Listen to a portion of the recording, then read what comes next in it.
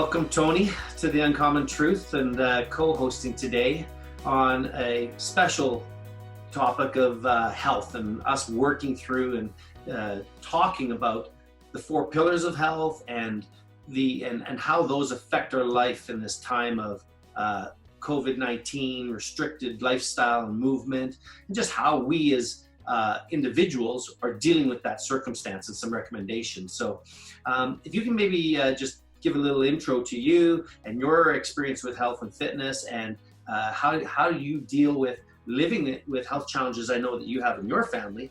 And then I'll explain a little bit about my health challenges and the things that I'm working through as well, and how these four pillars of health, which I'll explain afterwards to begin the segment and our discussions. Yeah, sure. So I'm recently, I suppose, a fitness entrepreneur.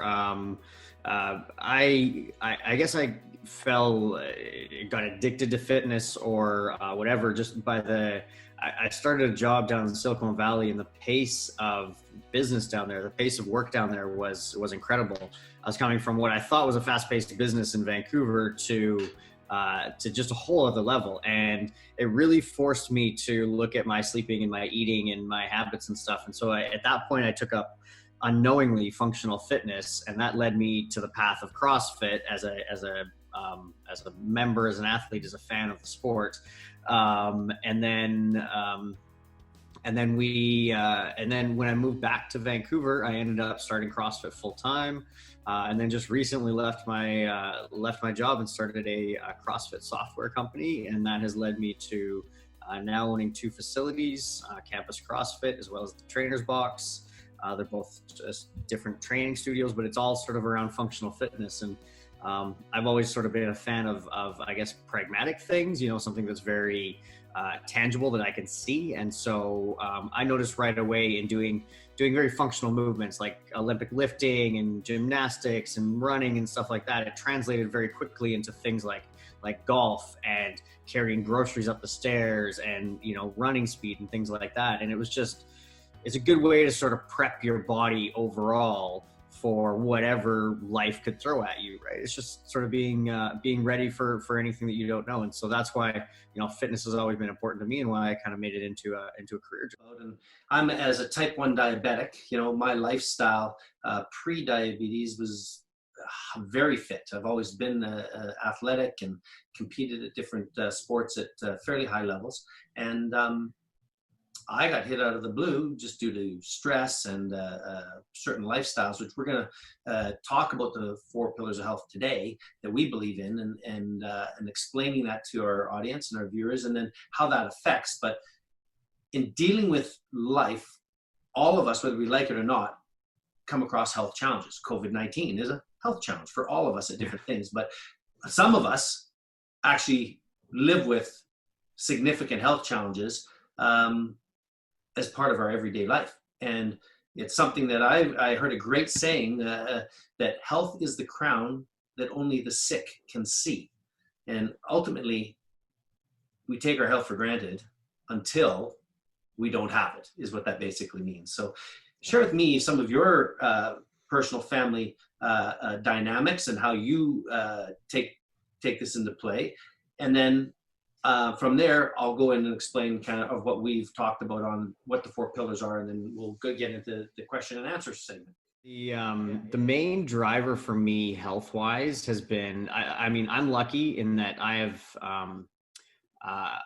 never had any major health issues personally to deal with.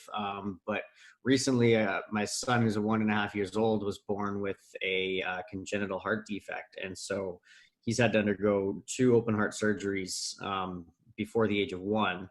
And so I've had to sort of be there with him. And, at this stage, I can't really do a lot. The health and fitness and stuff doesn't play into what a baby's doing from age 0 to 1, right? It's not like he's crawling a marathon or anything right now. But it's interesting in talking to the doctors just about longevity and how somebody with basically half a heart is going to hold up over time. And all of the doctors, and these are the smartest cardiologists in the world, the most trained people, and they deal with the most complex situations.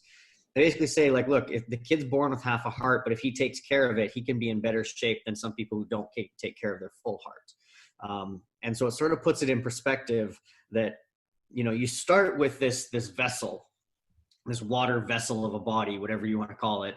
And it's really how you take care of it that is sort of the main thing. And that's how you get the longevity and the quality and everything out of it. And so I've just been very, very focused on making sure that I put my son into a situation and a path and a lifestyle that sets him up for success, because he's starting with a little bit less than most people, right? So he's starting at a deficit.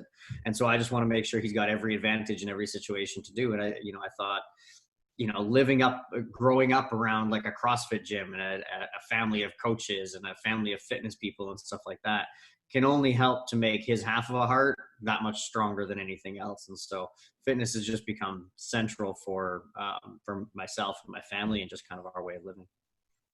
Really well said. Thank you. Thank you for sharing that, brother. That's a great segue right into what are the 4 pillars of health. So I learned here just over the last several years how important these 4 pillars are. And basically the 4 pillars are this. 1, breathe. Air. We got to do deep breathing and it will change our physiology significantly. And that can be done through meditation and many other types of breathing exercises. Wim Hof is an example of someone who's become quite famous for his breathing exercises. 2, hydration. As you said, we're 90% water. And drinking fluids is not hydration. It's water that we're talking about when we talk about hydration. A lot of us think that we don't need it, but coffee and tea and et cetera are that. But the real truth is if we get in good, clean water, it has massive benefits to us. 3, it's obviously nutrition and our diet. What the plate is I've heard it said that the plate is the best medicine that you can have.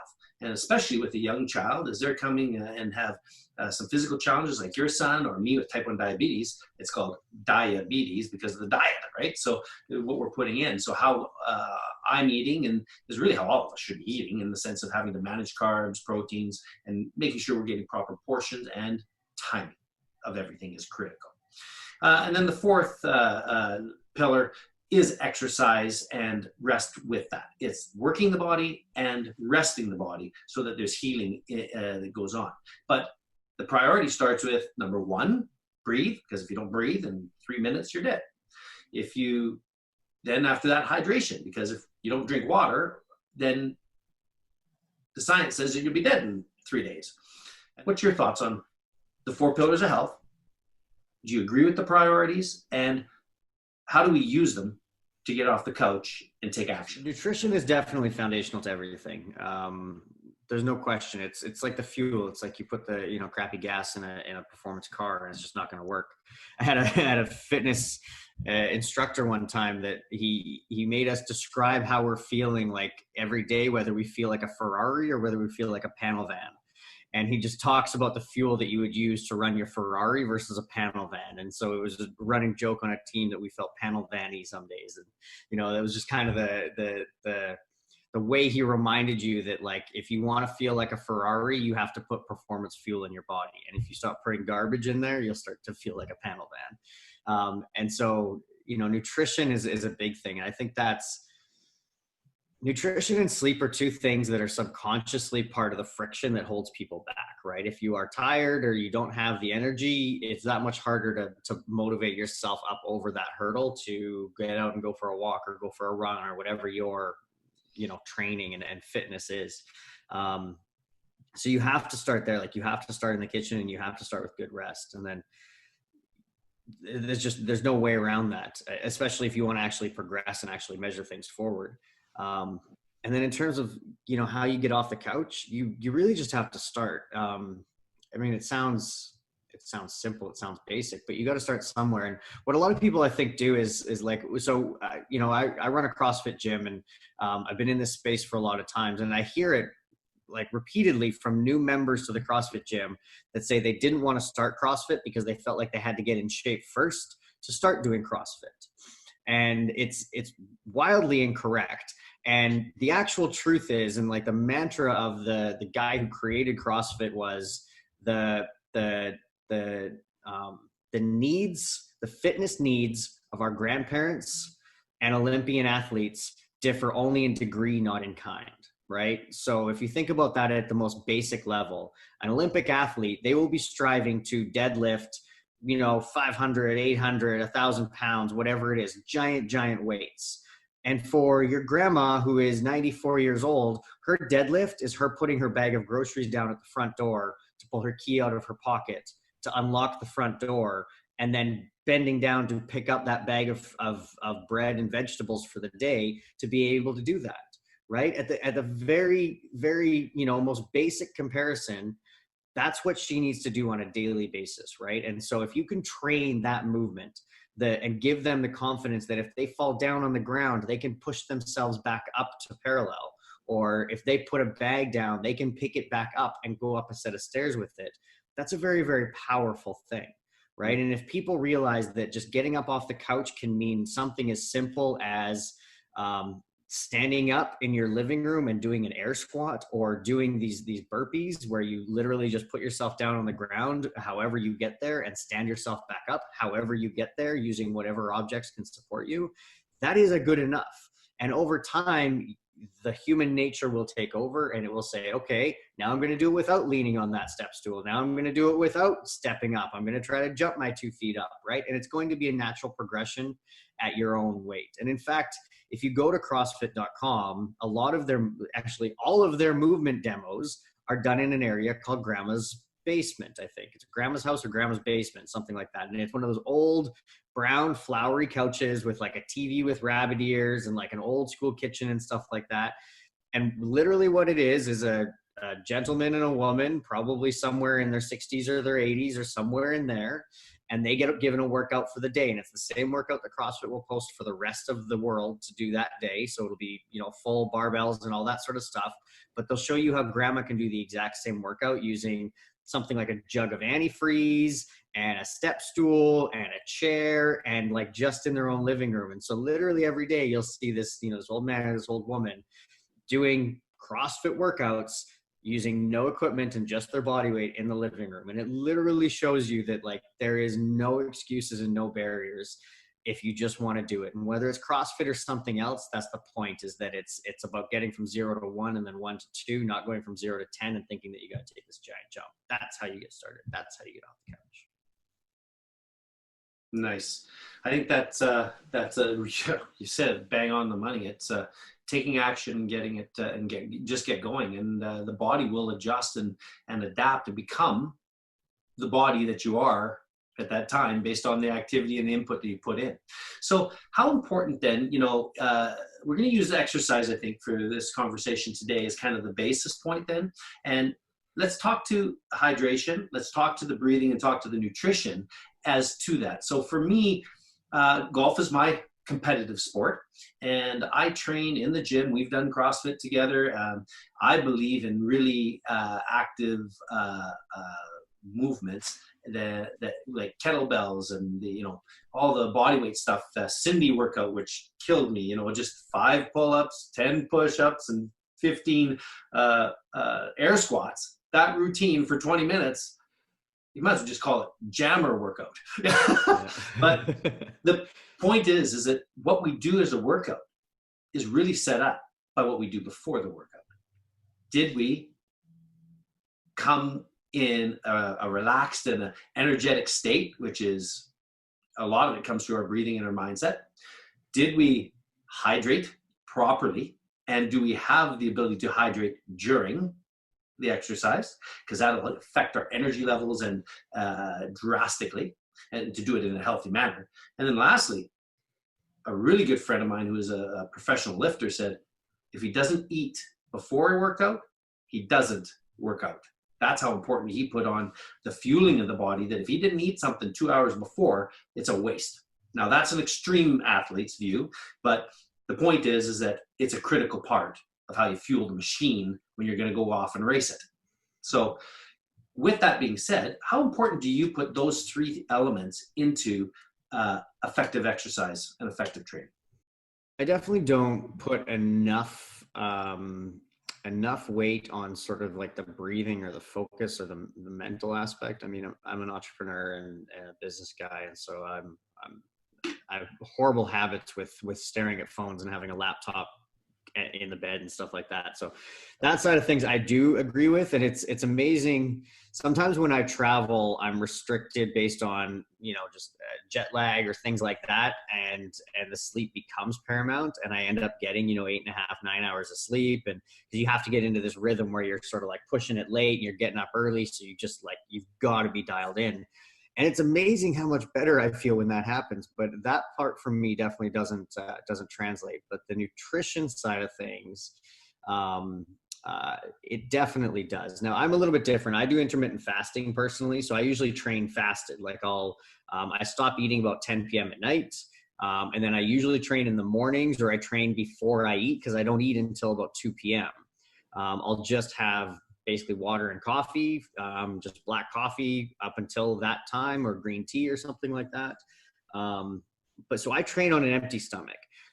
I think everyone has their own sort of ideas of it. I used to have to eat 2 hours before I worked out as well. Otherwise I felt like that. And the intermittent fasting just ended up working for my lifestyle. And so I ended up getting used to it. And now when I train with food in my stomach, I feel sluggish. I feel slow. I feel heavy.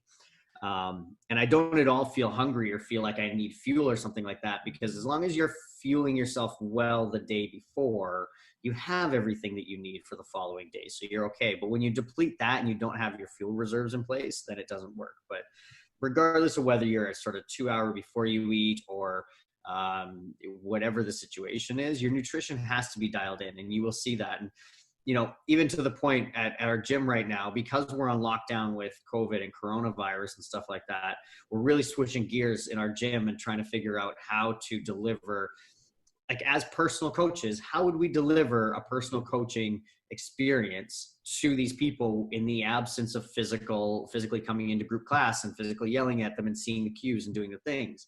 And so we've made up for it with virtual classes and virtual training and that sort of thing. But at the same time, there's a missing element of that. And so we've redirected it and launched everybody into a nutrition program as part of their membership for CrossFit, because we know that while people are locked in and eating sort of quarantine rations, I mean, it's not really that hard of a life for sure, but you're definitely limited in sort of your selection and your last minute option, that's for sure. And so we've launched a full-on nutrition program for all of our members, included with the membership, because we know how important it is for these people to be thinking about this stuff right now. Because how you act in this 2 week, 4 week, 8 week, however long we're sort of like locked down, when you come out the other side, there will be people that will have this dialed in and will have a skill that they have developed that will serve them for the next period of time. And then other people will feel like they've sat on a couch for 8 weeks eating quarantine cookies and whatever else has been going on. And they will have about 8 weeks, 10 weeks, 12 weeks of like recovery, let's say, before they feel normal again. Right. And so we want everybody to have that opportunity. And it's the perspective that I'm looking at it too, right? Like while you're hunkered down, you definitely want to try to focus on those things. So, real quick, where do I go to get that program for myself? And then I'm going to explain kind of my routine, but the nutrition and the online programs that you're offering. Yeah, everything we're doing is through Campus CrossFit. So you can go to campuscrossfit.com. Beyond the Box is where we do all of our virtual programming. So that's the virtual gym. That one you can find on Instagram and Facebook. Just search for that, Beyond the Box Fitness or Beyond the Box Virtual Gym. But yeah, we push out daily workouts that way, and then all the nutrition stuff is through the gym, Campus CrossFit. Excellent. Thanks so much. I'll definitely be checking into that myself. With regards to me and my experience with the pillars of health, I'm a very ritualistic guy. So I get up every morning, I do some meditation and some breathing, and I start my day with a really healthy breakfast, because as a type 1 diabetic, if sort of how I start my morning sets my whole day of whether I'm going to be in balance or just completely fucked up. Sorry. That's what it is, right? For the day. And that affects energy levels. It affects my mental focus, my attitude to work. So I start with a really good breakfast, and then try to have a snack mid-morning, healthy lunch, snack in the afternoon, and then a good dinner. I'm a try to keep my portions smaller. I go heavier in the morning, a really big breakfast, and then try to go lighter and lighter and lighter through the day. So I'm going to bed, and I don't always do that. I cheat, and I have night snacks I shouldn't have maybe had like everybody else. But what I can tell you is that the 2 hours before has a massive impact for me when I'm training, because I like to train intensely. And if I don't, because I get what's called a delayed onset with type 1 diabetes. So as I'm working out, my sugars actually go up, right? So my liver kicks in, throws a few extra bits of sugar, and because it's under stress. So I'm doing this with CrossFit and with the types of circuit training I do. It's high intensities, the IHIT style training. So my sugars go up, level off, and then 2 hours later, bam, they crash. So that fuel that I ate before is digested and then hitting my bloodstream and helps mitigate that for me. Plus, I also have like a protein shake within 30 minutes or another meal or something after to help it, because as a diabetic, I got to be really managed. So that's how I use those. Hydration, I personally, and I'm drinking probably, 6 of these a day, just because 2 in the workout minimum. I have a full one of them with pre-workout, and then I have one with my BCAAs during the workout, and then another after. So I get to 3 just surrounding the workout.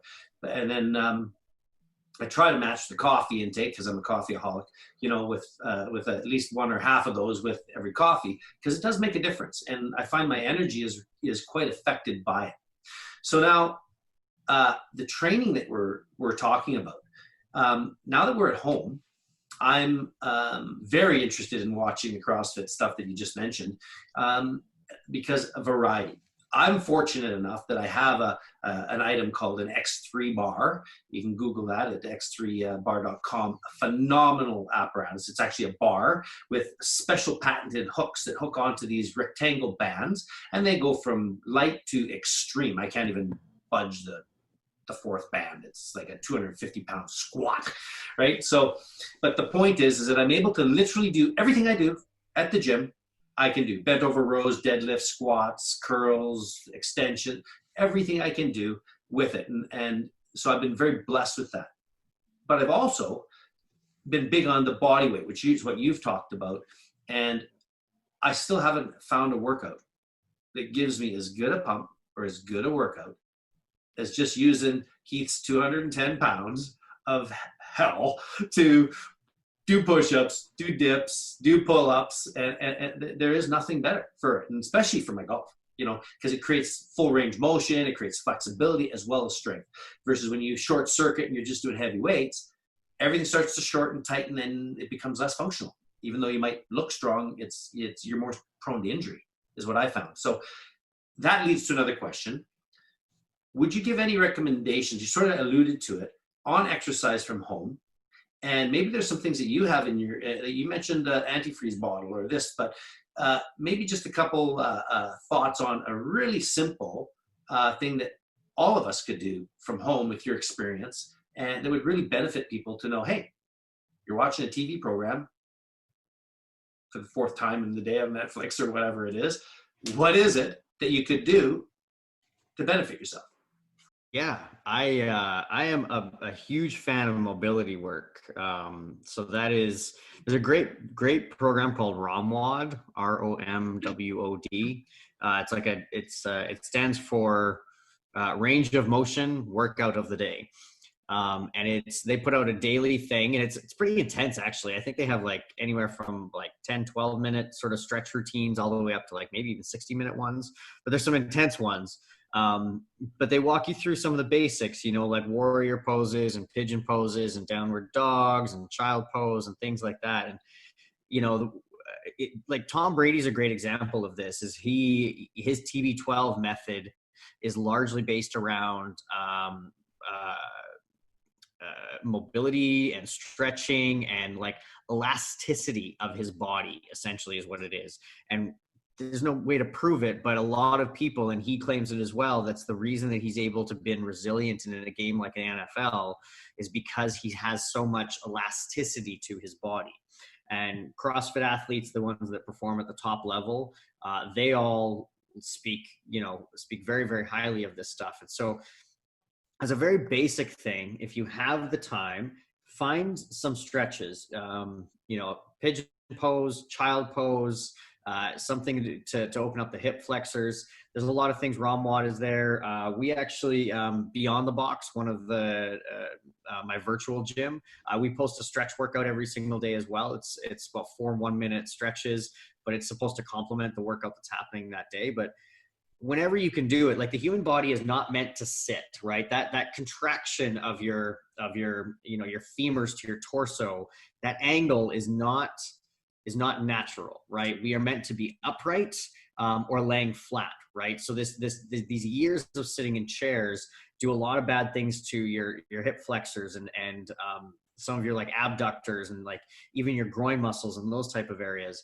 And so anything that you can do to open yourself up, right? Get rid of that hunch from looking over at that phone and get rid of those tight hips from sitting in that chair is wonderful. And it'll translate into everything in how you walk and how you go upstairs and those type of things.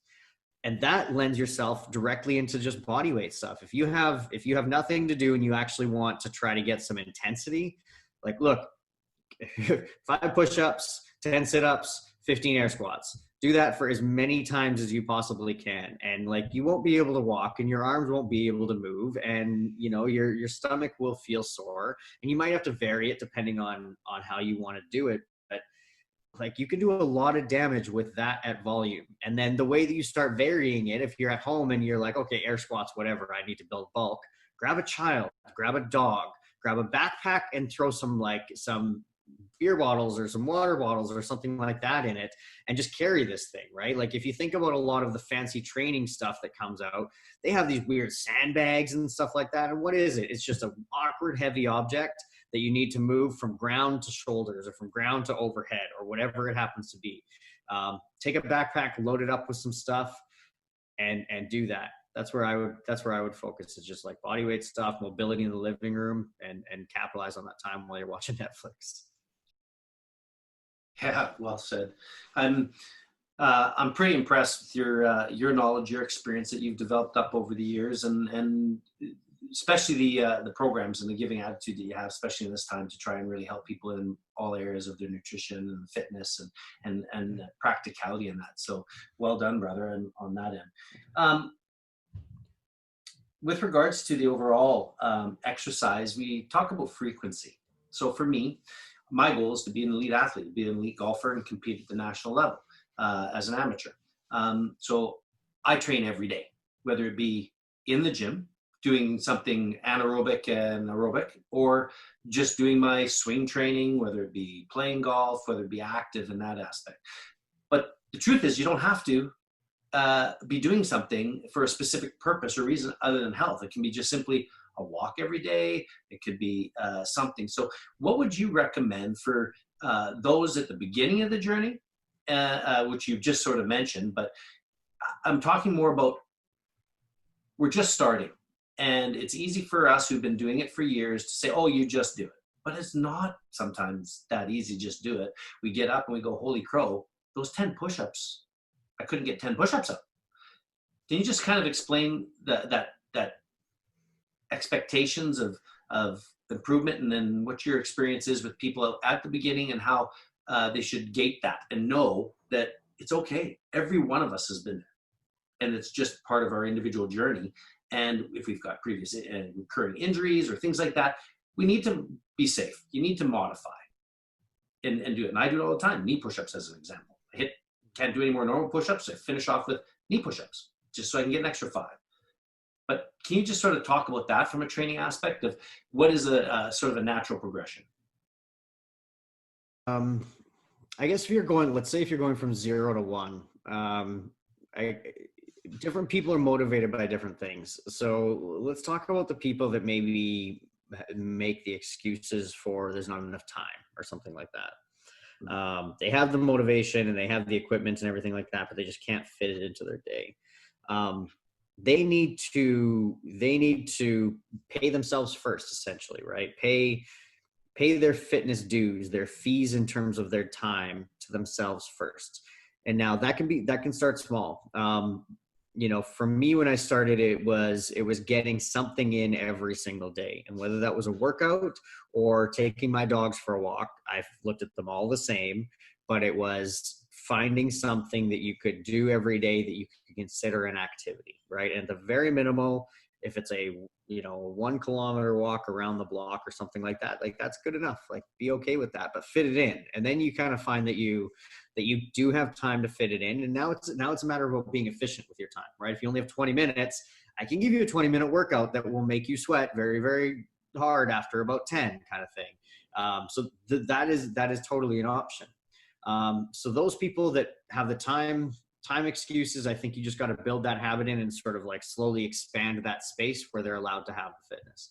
Other people need to have motivation and they need to have like this goal, this conquer, like they need to feel like they're achieving something.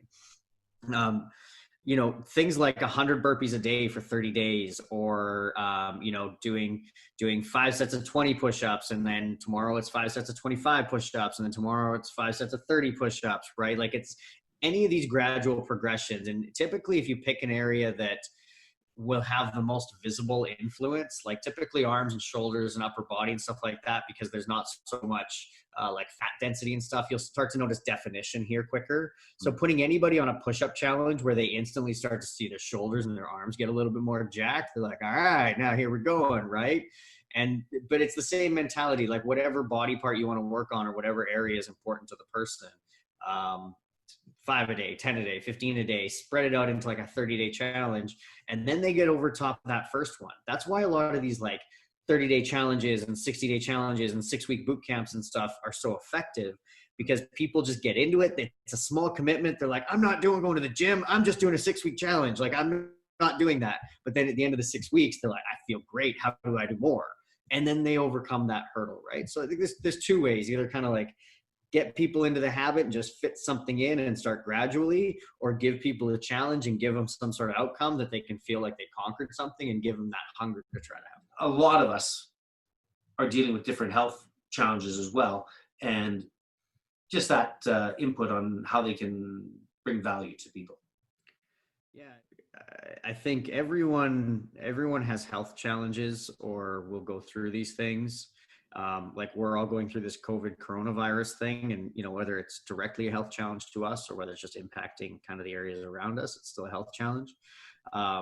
But you have a choice in how you respond to that challenge, right? Every one of these times, right? And like Keith, you're a good example, right? Like as a type 1 diabetic, you shouldn't necessarily be able to work out as intensely as you do or do the activities that you do, right? Because it's risks, and that shouldn't necessarily happen, but you choose to respond a certain way and everyone else does. And in this situation, you can choose to say, well, I'm quarantined, it's hard. Or you can say, well, actually I'm pulled up and nobody can see this. So I'm going to come out of the backside of this jacked from doing 100 push-ups a day for the next 30 days or something like that, right? Like that's your opportunity. And in this challenge is the opportunity. So I don't know, it depends how you want to react to it.